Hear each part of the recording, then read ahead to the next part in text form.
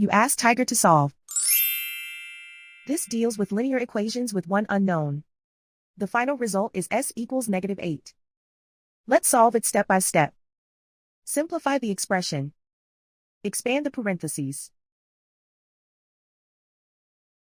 Swap sides.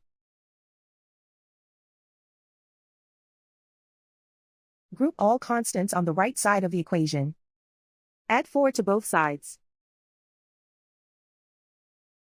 Simplify the arithmetic.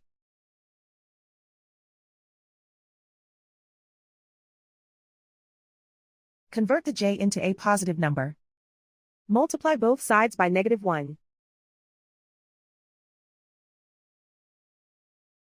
Remove the ones.